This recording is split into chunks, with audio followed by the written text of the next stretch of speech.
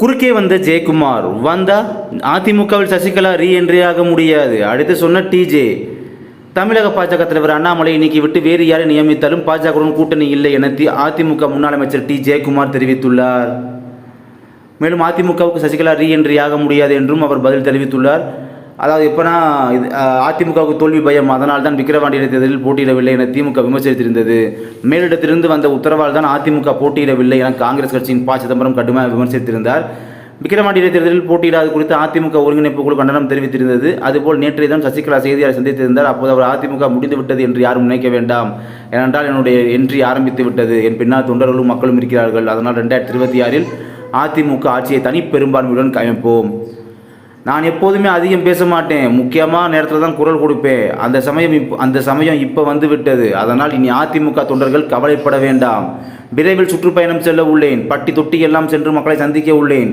திமுகவின் கோரப்பிடியிலிருந்து மக்களை காக்க வேண்டுமென்றால் நாங்கள் வந்தே ஆக வேண்டும் என்ற கட்டாயம். அதனை நன்கு புரிந்தவர் என்பதால் தான் நான் அவசரப்படவில்லை. எனக்கு ஒரு கண் அதிமுக என்றால் இன்னொரு கண் தமிழக மக்கள்.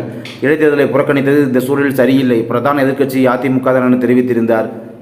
இந்த நிலையில் அதிமுக முன்னாள் அமைச்சர் பட்டினப்பாக்கத்தில் உள்ள தனது வீட்டில் செய்தியாளர் சந்தித்தார். அப்போது அவர் கூறுகையில் 2015ஆம் ஆண்டு ஆர்கே நகர் இடைத்தேர்தலில் திமுக போட்டியிடவில்லை. ஈரோடு இடைத்தேர்தலில் ஜனநாயக படுகொலையை பார்த்துவிட்டோம்.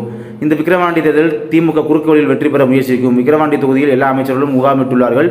இதுவரை அதிமுக ஆட்சி காலத்தில் நடந்த தேர்தல் என்றாவது வன்முறை நடந்ததுள்ளா? விக்கிரவாண்டியில் முழு அரசு இயந்திரம் செயல்படும். ஈரோடு இடைத்தேர்தல் ஜனநாயக முறைப்படி நடக்கவில்லை என்பதால் விக்கிரவாண்டியில் போட்டியிடவில்லை. பாஜக தனித்து போட்டியிட்டு வாக்கு சதவீதம் அதிகரித்திருந்தால் சரியான வாதம். ஆனால் 10 கட்சிகளுடன் கூட்டணி வைத்துவிட்டு வாக்கு சதவீதம் அதிகரித்ததாக அண்ணாமலை கூறுகிறார். எத்தனை தேர்தல் வந்தாலும் பாஜகவின் வாக்கு சதவீதம் அதிகரிக்காது. லோக்சபா தேர்தலுக்கு பிறகு அதிமுகவே இருக்காது என்று சொன்னவர் காணாமல் போயுள்ளார். அதிமுகவுக்கான பாரம்பரிய வாக்குகள் கிடைக்கும், அது எப்போதும் திமுகவுக்கு போகாது. தமிழக பாஜகவுக்கு அண்ணாமலை நீக்கிவிட்டு யாரை போட்டாலும் பாஜகவுடன் கூட்டணி இல்லை. தமிழிசை பொதுவெளியில் அமித்ஷா அவமானப்படுத்தி இருக்கக்கூடாது. சசிகலாவுக்கும் அதிமுகவுக்கும் எந்த சம்பந்தமும் இல்லை, அவருக்கு ரீஎன்ட்ரியும் இல்லை என ஜெயக்குமார் தெரிவித்துள்ளார்.